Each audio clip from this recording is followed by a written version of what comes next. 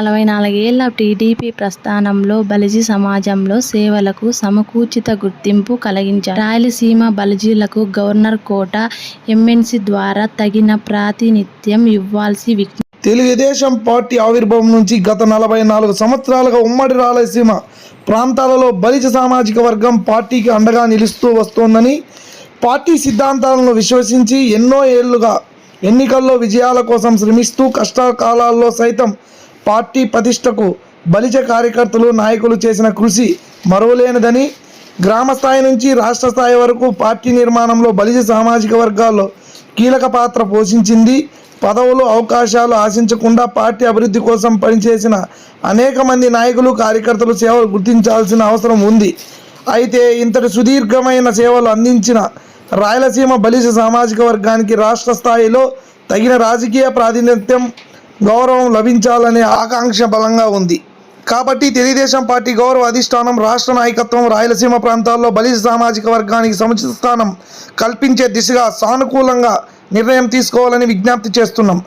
రాజ్యాంగబద్ధమైన గవర్నర్ కోట, ఎమ్మెల్సీ అవకాశం ద్వారా సమాజానికి, పార్టీకి దీర్ఘకాలంగా సేవలు అందించిన అర్హత కలిగిన బలిజ నాయకుడికి అవకాశం కల్పిస్తే ఆ 4 దశాబ్దాలుగా పార్టీ కోసం పనిచేసిన కార్యకర్తలకు గౌరవంగా నిలుస్తుందని ఇది ఒక వ్యక్తికి సంబంధించి విజ్ఞప్తి కాదు. తెలుగుదేశం పార్టీ విజయ ప్రస్థానంలో భాగస్వాములైన రాయలసీమ బలిజ సమాజం యొక్క న్యాయమైన ఆకాంక్ష, బలమైన సామాజిక సమీకరణతో పాటు సేవలను గుర్తించి నాయకత్వ అవకాశాలు కల్పించడం ద్వారా పార్టీ మరింత బలోపేతమవుతుందని విశ్వసిస్తున్నామని తలుపుల మండల నాయకులు తెలియజేశారు.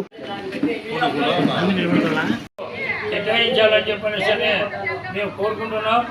ఇప్పుడు మంచి మనసుతో, మంచి హృదయంతో రాయలసీమలో ఉన్న కాపు కమ్యూనిటీ వాళ్ళను మీరు సర్వే చేసి మరి పార్టీలో ఎవరు కొనసాగుతున్నారో, ఎవరు చేయలేదని చెప్పి మీరే దృష్టిలో పెట్టుకొని మరి కాపు కమ్యూనిటీకి ఎమ్మెల్సీ టికెట్ కేటాయించాలని చెప్పనేసి మేము మనస్ఫూర్తిగా కోరుకుంటూ, మరి కూటమి ప్రభుత్వానికి ప్రత్యేకంగా మోడీ గారు అయితేనేమి, చంద్రబాబు నాయుడు అయితేనేమి, మన డిప్యూటీ సీఎం పవన్ కళ్యాణ్ గారికి ప్రత్యేక ధన్యవాదాలు తెలుపుకుంటూ ఈ రాయలసీమలో ఉన్న బలిజ కమ్యూనిటీకి వారికి టికెట్ కేటాయించాలని చెప్పేసి మేము మా తలుపుల మండలం బలిజ సంఘం తరఫున కోరుకుంటున్నాం. సమావేశానికి వచ్చేసిన కాపు మిత్రులందరికీ ధన్యవాదాలు.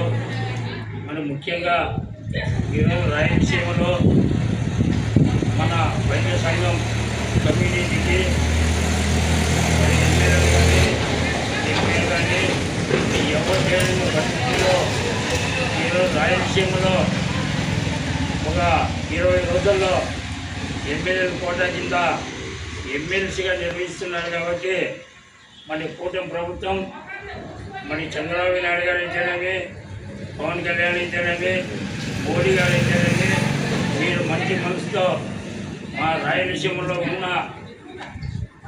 ఏ వ్యక్తికైనా కానీ మా బలిజ కమ్యూనిటీకి ఉన్న వ్యక్తుల్లో సీనియారిటీ, వాళ్ళ పనితనము, వాళ్ళ గుణాలు కనుక్కొని ఒక ఎమ్మెల్సీ టికెట్ మరి కాంబినేషన్కి ఇవ్వాలని చెప్పనేసి మా తరఫున మేము కోరుతున్నాం. మరి కొన్ని ఏళ్ళ ముందుగా మేము టీడీపీలోనే మా కాపురస్తులు ఆంధ్ర రాష్ట్రంలో, ఉమ్మడి ఆంధ్ర రాష్ట్రం ఉన్నప్పుడైతేనేమి, మరి విడిపాని చేతేనేమి ఎప్పటికీ తెలుగుదేశంలోనే ఉన్నారు. ఎక్కువ శాతం కూడా 100% టీడీపీలోనే ఉన్నాము.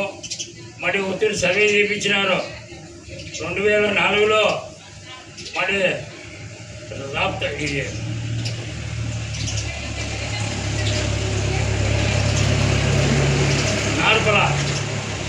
నార్పల మరి కాంగ్రెస్ ఎంపీపీగా ఉన్న మా కాప వర్గానికి సంబంధించిన వ్యక్తి ఎంపీపీగా ఉన్నప్పటికీ ఆయన పబ్లిక్గా మర్డర్ చేసిరే.